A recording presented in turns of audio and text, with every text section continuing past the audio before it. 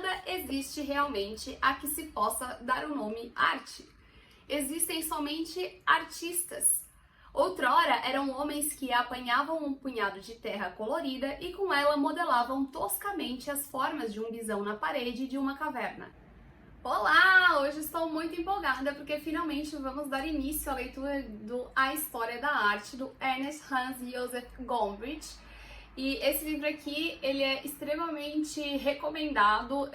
Olha, eu diria que ele é quase unânime entre as pessoas também do meio da arte, que ele é muito bom, ele é ótimo para um panorama geral da história da arte. E hoje eu vou apresentar para vocês o nosso autor e também vamos já começar a introdução. Bom, o Gombrich, ele nasceu em Viena em 1909, ele estudou História da Arte lá em Viena e depois ele se mudou para Londres em 1936, onde trabalhou e fez pesquisas no Instituto Warburg em Londres, onde mais tarde, inclusive, se tornou diretor.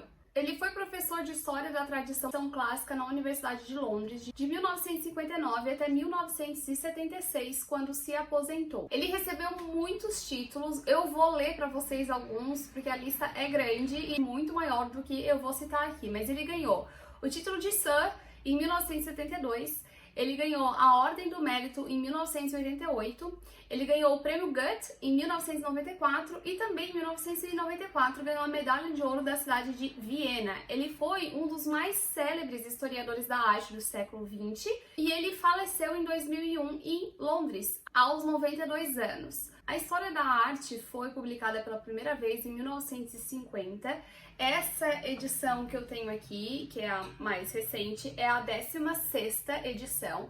Ela já foi traduzida para mais de 30 idiomas e é um dos livros mais vendidos quando o assunto é arte. Possui 28 capítulos e o autor nos conta que esse livro foi escrito focado nos jovens. O que ele quis dizer com isso é que a linguagem que ele utilizou foi pensando para os jovens, para realmente fazer uma introdução nesse mundo da arte para quem está iniciando nessa história. Então ela é extremamente acessível, é fluida, a leitura é uma delícia. E aí ali no prefácio ele nos conta algumas das opções que ele fez ao escrever o livro. Ele teve que deixar algumas coisas que ele gosta muito de lado, porque senão, como diz ele, o livro ficaria o dobro ou até o triplo do tamanho. Vários artistas que não estão assim no hall da fama, digamos assim, da história geral da arte.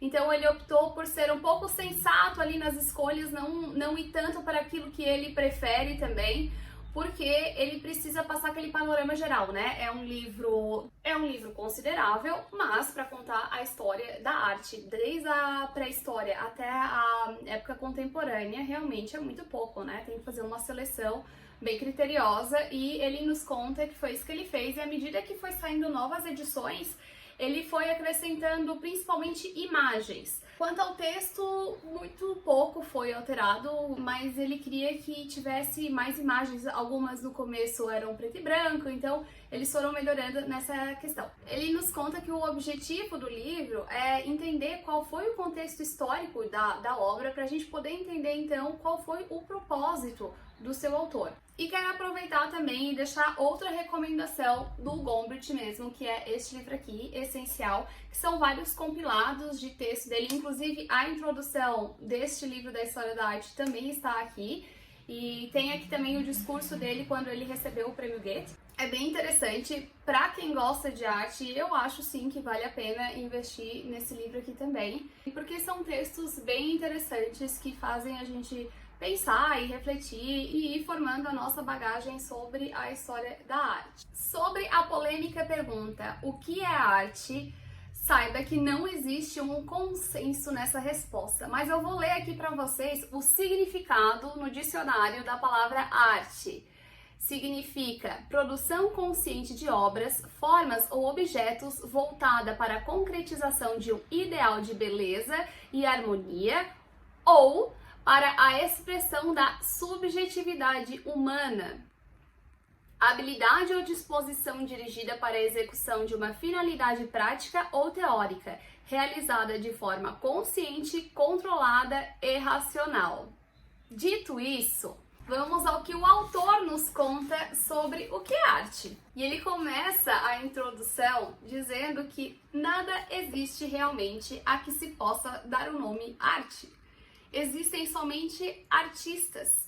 Outrora eram homens que apanhavam um punhado de terra colorida e com ela modelavam toscamente as formas de um bisão na parede de uma caverna. Hoje, alguns compram suas tintas e desenham cartazes para tapumes. Eles faziam e fazem muitas outras coisas. Não prejudica ninguém dar o nome de arte a todas essas atividades, desde que se conserve em mente que tal palavra pode significar coisas muito diversas, em tempos e lugares diferentes, e que arte com A maiúsculo não existe. Na verdade, arte com A maiúsculo passou a ser algo como um bicho-papão, como um fetiche. E aí, na continuidade aqui dessa introdução, ele vai nos apresentar algumas razões erradas para não se gostar de uma arte. Uma delas seria quanto ao tema retratado. E ele usa como exemplo o Duret, que tem um desenho maravilhoso do seu filho, bem novinho, rechonchudo, que ele retratou, e também da sua mãe, que já estava numa idade avançada, e que aí ele faz essa comparação entre os retratados, entre uma bela criança e entre uma senhora que já não está com toda aquela vitalidade que para alguns pode ser que já exista uma repulsa na velhice. E aí eles usam outro exemplo sobre essa questão do tema retratado e da beleza dos quadros, que é uma obra do Murilo, que mostra crianças maltrapilhas e que, apesar da cena triste, a obra é linda. E também traz a obra de Peter de Hock, de uma cena numa cozinha de uma mulher e uma criança, em que ele fala ali que essa criança retratada, para muitos, pode ser feia, né? Mas a cena em si é muito mais tranquila do que a dos meninos maltrapilhos, e os meninos são muito mais bonitos, né? Então ele levanta essa questão de que às vezes a cena é triste, mas é mais bonita do que uma cena que talvez seja mais confortável também. Outra questão que pode ser um erro para você não gostar de arte é questão de gosto. Aqui ele vai nos mostrar dois anjos feitos de formas completamente diferentes, que é o anjo de Melozzo da Forlì e o do Hans Memling, que eles são extremamente diferentes. Um é muito mais sublime e no outro, como ele diz aqui, assim que deixarmos de nos perturbar com sua desmaiada e lânguida deselegância, é possível que o consideremos infinitamente adorável. Então sim, é uma questão de gosto. E ele vai nos dizer também que o gosto é uma coisa que pode ser apurada, ele pode ser trabalhado e ele pode sim ser desenvolvido. Gosto é algo mutável e também é algo que pode ser aprendido. Outro erro para não se apreciar uma obra de arte é a expressão que o artista utilizou, como por exemplo essas duas imagens de Cristo, uma do Guido Reni e a outra do mestre toscano. E na comparação entre essas duas obras que ele traz, a gente também consegue ver o quanto a expressão pode mudar nessa nossa questão de gosto. Outro item a ser observado, detalhes. Aqui ele traz uma obra de Duret e uma obra do Rembrandt.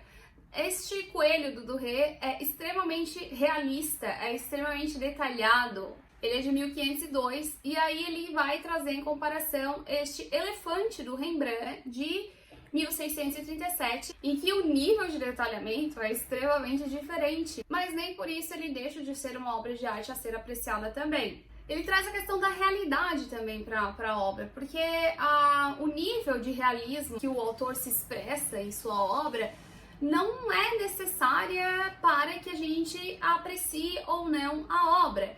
E aí aqui ele vai trazer como exemplo o Mickey da Disney. É um rato, mas que ele não se parece com um rato real. E a gente não questiona esse tipo de coisa. Então ele diz que os que penetram no mundo encantado de Disney não estão preocupados com a arte com A maiúsculo. Não assistem a seus filmes armados dos mesmos preconceitos com que visitam uma exposição de pintura moderna. Mas se um artista moderno desenha alguma coisa à sua maneira, está sujeito a que o considerem um trapalhão incapaz de fazer coisa melhor. O que não é verdade, né? Então ele traz o exemplo do Picasso, que eu já fiz um vídeo aqui sobre ele e que muita gente se engana quanto ao Picasso. O Picasso, gente, ele sabia fazer arte do jeito que fosse. Ele sabia, ele era extremamente bom artista. A questão é que ele opta por se expressar de uma maneira diferente. E aqui o Gombrich vai trazer pra gente dois desenhos do Picasso, uma da galinha com os pintinhos e outro do galo, aqui que ele usa uma caricatura do galo, porque ele quer expressar uma certa agressividade, ele quer expressar coisas diferentes do que o desenho da galinha. E a gente precisa lembrar da arte como uma questão histórica. Gente, a arte não foi feita somente para contemplação. Ela também foi feita para nos contar algo. Vamos voltar lá para a pré-história. O que a gente, às vezes a gente se apega tanto à história escrita, mas a gente precisa lembrar que os desenhos, a arte veio antes da escrita. A escrita é muito posterior. Tem muita coisa que a gente sabe da história através da arte. Naquela época já se expressava, mesmo sem a escrita, através da arte. E aí quando vem na época ali dos modernistas, principalmente Picasso, que tinha aquele período de guerras e ele começa a contar a história através da sua linguagem, porque não existe só a linguagem da escrita, ele rompe muito com a arte vinda até então e causa um tremendo... A história da arte muda. E aí tem toda aquela questão de, o que estão fazendo com a arte, né? Mas, bem... Era um período que ele se recusou a retratar beleza. Era uma época de guerras, era uma época muito complicada e ele utilizou da sua linguagem para expressar aquele momento. A gente precisa lembrar desses detalhes. Então, desde a pré-história, elas já vêm nos contando sobre a nossa própria história. E o desenho, gente, é uma forma de linguagem.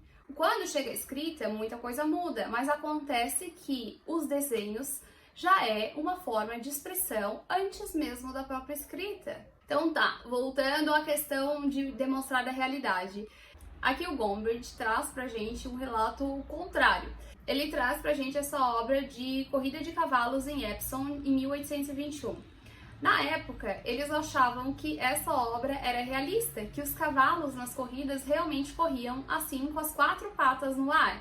Quando vem a fotografia e mostra que não, que os cavalos não estão com as quatro patas no ar enquanto estão correndo, e aí os artistas começam a retratar como a realidade, muitos foram contra, não gostaram, que mudaram a forma de ser retratada. Então, difícil agradar todo mundo. E aí vem o exemplo de São Mateus do Caravaggio, que ele fez a primeira versão, que foi recusada porque ele fez o São Mateus como seria na época. Ele não divinizou a cena, ele deixou ela realista demais e isso foi um problema. Aí teve que fazer uma versão mais santificada. E sobre essa obra especificamente, o autor vai dizer que o resultado ainda é um bom quadro, pois Caravaggio empenhou-se a fundo em torná-lo vivo e interessante, mas não podemos deixar de sentir que o novo trabalho foi menos vigoroso, menos honesto e sincero do que o anterior. Essa história ilustra bem o dano que pode ser causado por aqueles que repudiam e criticam obras de arte por motivos errados. E ainda mais importante, prova-nos que o que chamamos obra de arte não é fruto de uma atividade misteriosa, mas objeto feito por seres humanos para seres humanos. As obras são feitas por nós para serem vistas por nós. E aí aqui ele vai tratar da questão de que os quadros não eram feitos para ser colocados em museus, eles geralmente eram encomendados, né? Então vale lembrar que a maioria das pinturas e esculturas que hoje se alinham ao longo das paredes dos nossos museus e galerias não se destinava a ser exibida como arte. Foram feitas para uma ocasião definida e um propósito determinado que habitava a mente do artista quando pôs mãos à obra. Por outro lado, essas ideias sobre as quais nós, os de fora, usualmente nos preocupamos, ideias sobre beleza e expressão, essas raras vezes são citadas pelos artistas. Aqui ele vai nos contar que o intuito do artista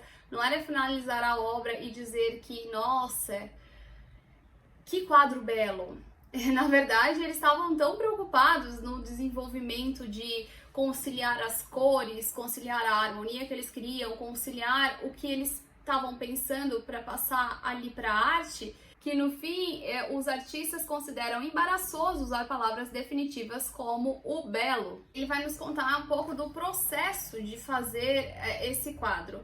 Ele tenta nos colocar no papel do artista e entender que ele precisa ser meticuloso com alguns aspectos. Quando a gente vê a obra final, a gente não imagina de tudo aquilo que ele teve que pensar em harmonizações de cores, a harmonização do desenho, aí que ele vai mostrar pra gente a Virgem no Prado, do Rafael, e os esboços, os desenhos que ele fez até chegar naquilo ali. A gente olha e vê, tá perfeito.